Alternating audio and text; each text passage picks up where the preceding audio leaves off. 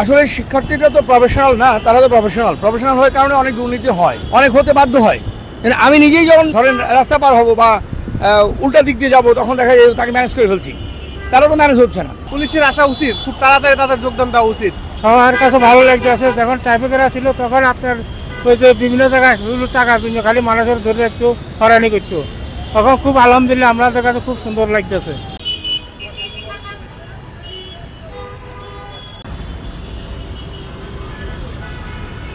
আসলে শিক্ষার্থীরা তো প্রফেশনাল না, তারা তো প্রফেশনাল হওয়ার কারণে অনেক দুর্নীতি হয়, অনেক হতে বাধ্য হয়।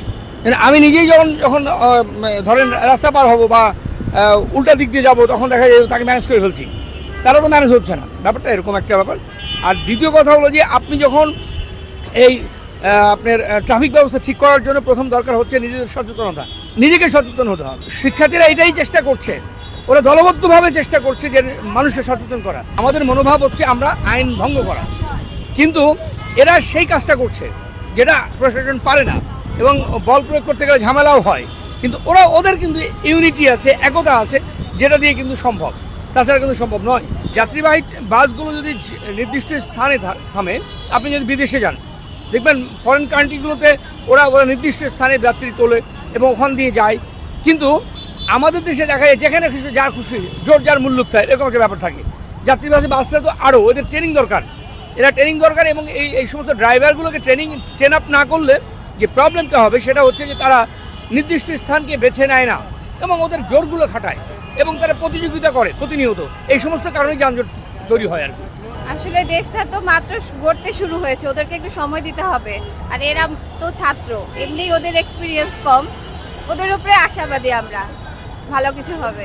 আসলে আমাদের সিস্টেমটা অনেক আগে থেকেই, যখন ওই যে আমরা অটো সিস্টেম যেটা ছিল, মানে আমরা আগে ছোটোবেলায় দেখতাম যে লাল সবুজ গ্রিন এগুলো হইতো, এখন ম্যানুয়ালি যাওয়াতে মানে অনেক সময় সিস্টেমটা লস হইতো, মানে দেখা যেত যে এরা পারতেছিল না। মানে আমি এটা মনে করি যে সিস্টেমটা মানে ম্যানুয়ালি না হয়ে সিস্টেমেটিক হোক, আগে যেটা ছিল।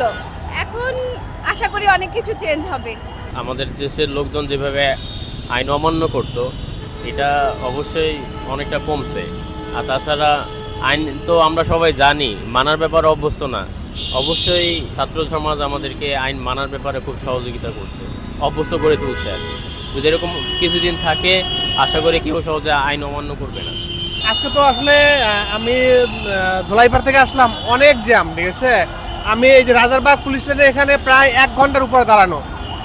আসলে ওনারা আসলে শিক্ষার্থীরা ভালো কাজ করতেছে, কিন্তু আসলে ট্রাফিকটা সামলানো আমার মনে হয় যে পুলিশের আসা উচিত, খুব তাড়াতাড়ি তাদের যোগদান দেওয়া উচিত।